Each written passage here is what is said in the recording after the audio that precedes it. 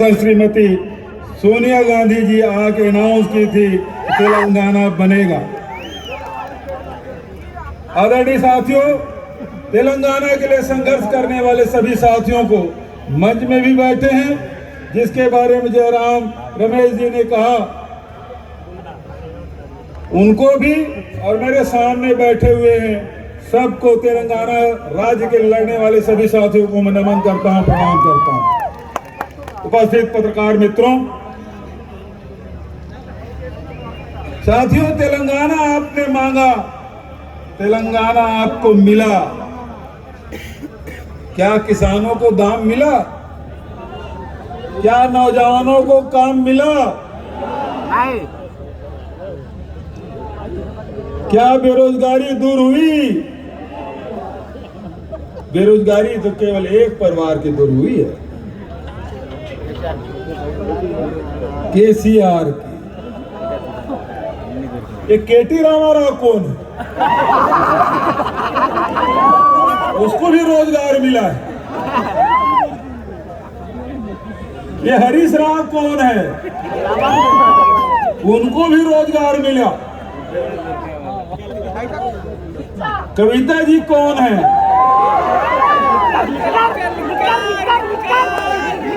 मतलब रोजगार मिला तो केवल एक परिवार को मिला है।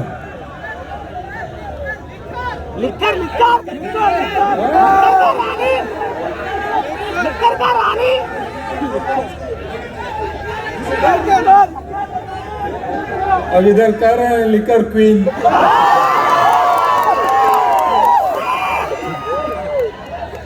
रोजगार तो देना था बेरोजगारों को, युवाओं को, लेकिन सारा रोजगार दे दिया अपने परिवार को। आदरणीय साथियों, अभी हमारे पूर्व वक्ताओं ने एक बात कही, एक मॉडल है भारतीय जनता पार्टी को गुजरात मॉडल है, दूसरा मॉडल है कांग्रेस का, वो छत्तीसगढ़ का है। राहुल जी अक्सर ये बात कहते हैं,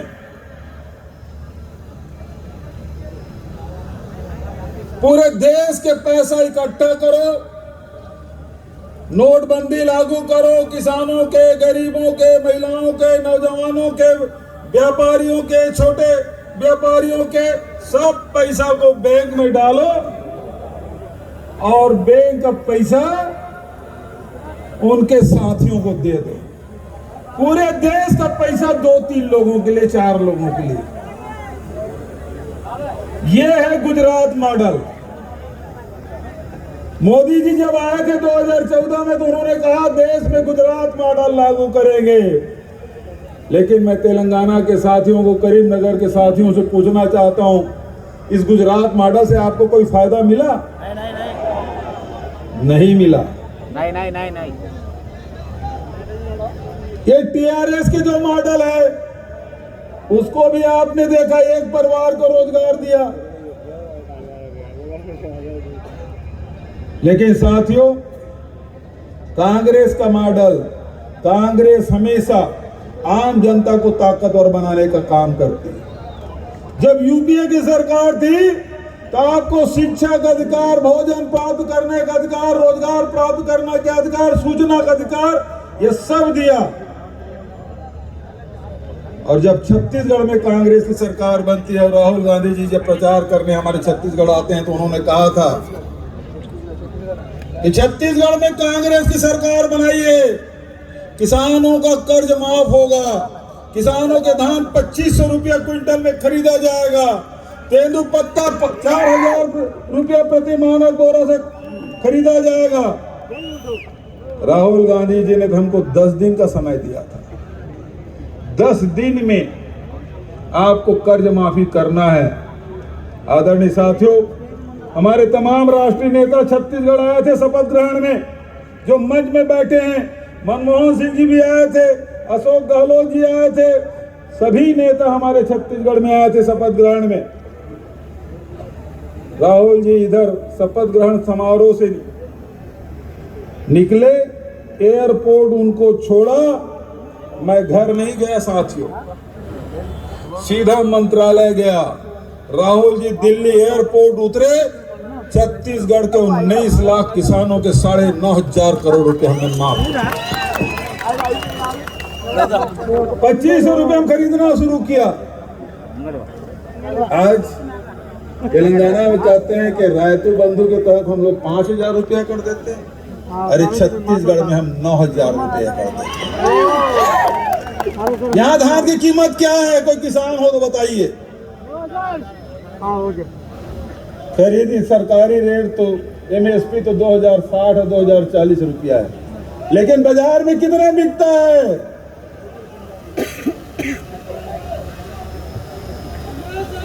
1,500 रुपया। आपके यहाँ किसानों की संख्या अधिक है, रकबा अधिक है, लेकिन देश में सबसे ज्यादा किसानों ने यदि धान बेचा समर्थन मूल्य में, तो कांग्रेस की सरकार जहां है छत्तीसगढ़ में। यहां 11 लाख किसानों ने धान बेचा समर्थन मूल्य में, छत्तीसगढ़ में 23 लाख किसानों ने, वहां 11 लाख में 60 लाख मीट्रिक टन धान खरीदा, छत्तीसगढ़ में 23 लाख किसानों ने 107 लाख मीट्रिक टन धान बेचा, 2040 और 2060 रुपया। आदरणीय साथियों, ये भी प्रदेश किसानों का है, ये भी प्रदेश अनुसूचित जाति, जनजाति, अल्पसंख्यक, पिछड़े वर्गों का है, मेहनत कश लोगों का है, और मेहनत कश लोगों का सम्मान कहीं मिलता है तो कांग्रेस की सरकार में मिलती है, दूसरे कहीं नहीं मिलता। हमने राजीव गांधी किसान न्याय योजना लागू किया, गोधन न्याय योजना लागू किया, भूमिहीन श्रमिक न्याय योजना लागू किया। देश में कहीं नहीं दोस्तों, यहाँ भूमिहीन श्रमिक जो है, मजदूर है, उसको भी 7,000 रुपये सालाना दे रहे हैं। यहाँ मिलता है? अरे वो हम तो छत्तीसगढ़ में 2 रुपये किलो में गोबर भी खरीदते हैं, गौमूत्र भी खरीदते हैं, ताकि किसान मजबूत हो, गौपालक मजबूत हो। आपके यहाँ बेरोजगारी दर 5% से अधिक है, हमारे यहाँ 1% से कम है। ये बेरोजगारी दर, क्योंकि हमने कांग्रेस के नीतियों को, कार्यक्रमों को लागू किया। हमारे जितने बड़े नेता है, जयराम रमेश जी से भूमिहीन श्रमिक न्याय योजना के लिए कितनी बहसें की। उन्होंने कहा कि भूमिहीनों के सर्वे कराइए, हमने सर्वे कराया, योजना बनाई और 6,000 रुपया दे रहे थे। पिछले साल 3 फरवरी के राहुल जी खां से पहला चेक हमने वितरित कराया। राहुल जी ने कहा कुछ कम और बढ़ा दीजिए, हमने कहा 7,000 रुपया। छत्तीसगढ़ में अभी बजट हमने प्रस्तुत किया 6 मार्च को, होली के एक दिन पहले, नौजवानों को भी 2,500 रुपया बेरोजगारी भत्ता देने का हमने फैसला किया। 2,500 रुपया नौजवान साथियों के लिए। तो ये कांग्रेस की सोच है, और यही मैं चाहता हूं। तेलंगाना जिस उद्देश्य से बनाया गया है, जिस उद्देश्य से आपने मांग की है, यदि उसे कोई पूरा कर सकता है तो कांग्रेस पार्टी पूरा कर सकता है, और ये हमारे नेता हैं, वो इसे पूरा करेंगे। और यदि आप मेरी बात से इत्तेफाक रखते हैं, विश्वास करते हैं, दोनों हाथ उठा के समर्थन करिए। कांग्रेस पार्टी ने हमेशा गरीबों के, मजदूरों के, नौजवानों के, महिलाओं के लिए योजना बनाई और देश को आगे बढ़ाने का काम किया है। और लूटने का काम एक तो यहाँ की सरकार कर रही है, दूसरी दिल्ली की सरकार कर रही है। केवल लूटने का काम, देश को खोखला करने का काम। तो आज आपसे मैं निवेदन करना चाहता हूं कि हम गुजरात मॉडल भी देख लीजिए, भारतीय जनता पार्टी का, कांग्रेस का मॉडल भी देख लीजिए, चाहे यूपीए की बात हो, चाहे छत्तीसगढ़ सरकार की बात हो।